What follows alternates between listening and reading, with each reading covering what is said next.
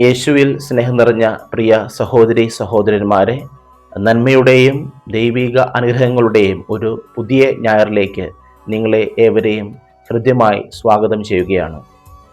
ഇന്നത്തെ സുവിശേഷ ഭാഗത്ത് ഈശോ നമ്മളുമായിട്ട് പങ്കുവയ്ക്കുന്നത് ആട്ടിൻകൂട്ടത്തിൻ്റെ ഉപമയാണ്.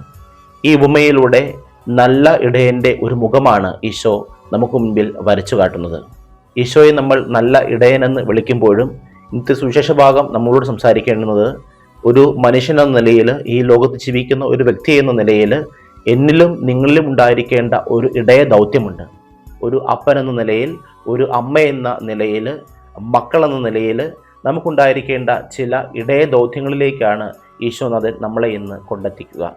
പ്രിയപ്പെട്ടവരെ, നമുക്കറിയാവുന്നതുപോലെ ഈശോനാഥൻ ഇപ്രകാരം പറഞ്ഞിരിക്കുകയാണ്: ഞാനാണ് ആടുകളുടെ വാതിൽ, ഇതിലൂടെ പ്രവേശിക്കുന്നവർ ഇടയന്മാരാണ്. വാതിലിലൂടെ പ്രവേശിക്കുന്നവരാണ് ഇടയൻ. ആടുകൾ അവയെ അറിയുന്നു, അവയുടെ സ്വരം തിരിച്ചറിയുന്നു. ഇടയൻ്റെ സ്വരം തിരിച്ചറിയുന്നത് ആടുകളാണ്. അറിയുക എന്നാൽ ഈ ആടുകളുമായിട്ട് ഇടയൻ ഉണ്ടായിരിക്കേണ്ട വലിയൊരു ബന്ധത്തെയാണ് ഈശോനാഥൻ സൂചിപ്പിക്കുന്നത്. ഇനി ഈ ഇടയൻ്റെ സ്വരം തിരിച്ചറിഞ്ഞ ആടുകൾ ഇടയൻ്റെ പിന്നാലെ നടക്കുന്നു. അവയെ മേച്ചിൽപ്പുറങ്ങളിലേക്ക് ഈ ഇടയൻ നയിക്കുന്നു.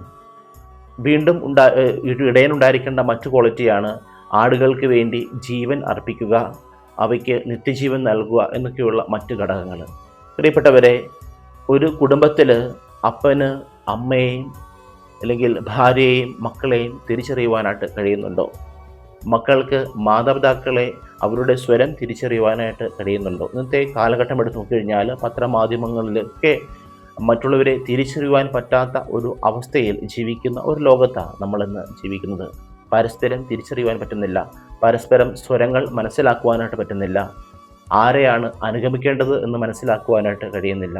ഈ ആടുകളുടെ ഈ ഉപമ ഈശോനാഥൻ നമ്മളോട് പറയുമ്പോൾ, ആടുകൾ ഇടയൻ്റെ സ്വരം തിരിച്ചറിഞ്ഞ് ഇടയൻ്റെ പിന്നാലെ നടക്കുന്നു. ഒരു ആലയിൽ ഒത്തിരിയേറെ ആടുകളുണ്ടാവാം, പല വ്യത്യസ്തങ്ങളായ ഇടയൻ മേയ്ക്കുന്ന ആടുകൾ ഉണ്ടാവാം ഒരു ആലയിൽ. പക്ഷേ ഓരോ ആടുകളും അവയുടെ ഇടയനെ തിരിച്ചറിഞ്ഞുകൊണ്ടാണ് അവ അനുഗമിക്കുന്നത് എന്ന് ഈശോനാഥൻ വ്യക്തമാക്കുകയാണ്. പ്രിയപ്പെട്ടവരെ, തിരിച്ചറിവിൻ്റെ ഒരു ലോകത്തിലേക്ക് നമ്മൾ കടന്നു വരണം.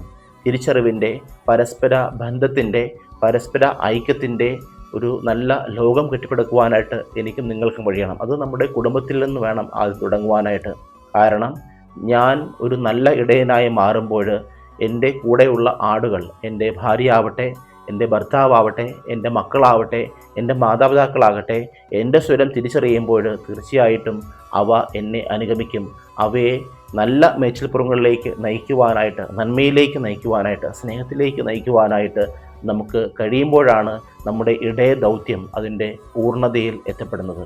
ഇനി ആടുകൾക്ക് വേണ്ടി ജീവൻ നൽകുക, നമ്മുടെ പ്രിയപ്പെട്ടവർക്ക് വേണ്ടി ജീവൻ നൽകുവാനായിട്ട്, ജീവനൊന്നും നൽകിയില്ലെങ്കിലും നമ്മുടെ വിലപ്പെട്ട സമയം നൽകുവാനായിട്ട്, നമ്മുടെ കരുതൽ നൽകുവാനായിട്ട്, നമ്മുടെ സ്നേഹം നൽകുവാനായിട്ട് ഇന്ന് പലപ്പോഴും ഞാനും നിങ്ങളും മറന്നു പോകുന്ന ഒരു കാലഘട്ടത്തിലാണ് ജീവിക്കുന്നത്. ജീവൻ നൽകിയില്ലെങ്കിൽ കൂടെ നമ്മുടെ സമയം മറ്റുള്ളവരുമായിട്ട് ചെലവഴിക്കുവാനായിട്ട് നമുക്ക് സാധിക്കുന്നുണ്ടോ? ഒരു വീട്ടിൽ കഴിയുമ്പോഴും പരസ്പരം സ്നേഹിക്കുവാനായിട്ട്, പരസ്പരം കേൾക്കുവാനായിട്ട്, പരസ്പരം സംസാരിക്കുവാനായിട്ട് സമയമില്ലാത്ത ഒരു കാലഘട്ടത്തിലാണ് നമ്മൾ ജീവിക്കുന്നത്. അപ്പോൾ ഈശോനാഥൻ്റെ ഈ വചനം വളരെ പ്രസക്തമാണ്. മറ്റുള്ളവർക്ക് വേണ്ടി സമയം നൽകുവാനായിട്ട് ഒരു ഇടയനെന്ന നിലയിൽ എനിക്കും നിങ്ങൾക്കും കഴിയുന്നുണ്ടോ എന്ന്. അപ്പോൾ മറ്റുള്ളവരുടെ നിത്യജീവനിലേക്ക് നയിക്കുന്നവനാണ് യഥാർത്ഥ ഇടയൻ. ഈശോനാഥൻ മനുഷ്യരായ നമ്മളെ ഓരോരുത്തരെയും നിത്യജീവിതത്തിലേക്ക്, മരണമില്ലാത്ത ഒരു ലോകത്തിലേക്ക് നയിക്കുവാനായിട്ട് ഈശോയ്ക്ക് സാധിക്കും. അങ്ങനെയെങ്കിൽ പ്രിയപ്പെട്ടവരെ, നമ്മുടെ വിശ്വാസം അത് യഥാർത്ഥമാകുന്നത് ഒരു ഇടയദൗത്യം നിർവഹിച്ചുകൊണ്ട് നമ്മൾ മുന്നേറുമ്പോഴാണ്. നമ്മൾ ചെയ്യേണ്ട ഉത്തരവാദിത്തങ്ങൾ, നമ്മുടെ കടമകൾ അത് യഥാവധി വിനിയോഗിക്കുമ്പോൾ തീർച്ചയായിട്ടും നമ്മിൽ ദൈവം നൽകിയിരിക്കുന്ന, നമ്മിൽ നിക്ഷിപ്തമായിരിക്കുന്ന ഇടയധർമ്മം അതിൻ്റെ പൂർണ്ണതയിൽ നിർവഹിക്കുവാനായിട്ട് നമുക്ക് സാധിക്കും. അതുകൊണ്ട് പ്രിയപ്പെട്ടവരെ, ഈ ഞായറാഴ്ച നമുക്കും ചിന്തിക്കാം, ഒരു ഇടയനെന്ന നിലയിൽ എൻ്റെ കുടുംബത്തിൽ, ഞാൻ ആയിരിക്കുന്ന ഇടത്തിൽ വർദ്ധിക്കുവാനായിട്ട്, മറ്റുള്ളവർക്ക് നന്മ ചെയ്യുവാനായിട്ട്, മറ്റുള്ളവരെ മനസ്സിലാക്കുവാനായിട്ട്, എൻ്റെ ചുറ്റുപാടും ജീവിക്കുന്ന മനുഷ്യർക്ക് നന്മകൾ പ്രദാനം ചെയ്യുവാനായിട്ട് എനിക്ക് സാധിക്കുന്നുണ്ടോ? ഇല്ലെങ്കിൽ ഇതാ യേശുവിൻ്റെ ഈ വചനം നമുക്ക് ഹൃദയത്തിലേക്ക് ഏറ്റെടുക്കാം. നമ്മുടെ സ്വരം തിരിച്ചറിയട്ടെ, നമ്മുടെ കൂടെയുള്ളവർ നമ്മുടെ സ്വരം തിരിച്ചറിയട്ടെ, നമ്മളെ മനസ്സിലാക്കട്ടെ, നമ്മളെ അവരെ നല്ല മേച്ചിൽപ്പുറങ്ങളിലേക്ക് നയിക്കുവാനായിട്ട്, സ്നേഹത്തിൻ്റെയും ഒരുമയുടെയും കൂട്ടായ്മയുടെയും നന്മയിലേക്ക് നയിക്കുവാനായിട്ട് എനിക്കും നിങ്ങൾക്കും സാധിക്കട്ടെ. അതിനു വേണ്ടുന്ന സ്വർഗീയമായ ദാനങ്ങൾ നൽകി ദൈവം നമ്മളെ ഓരോരുത്തരെയും ധന്യരാക്കട്ടെ. ആമേൻ.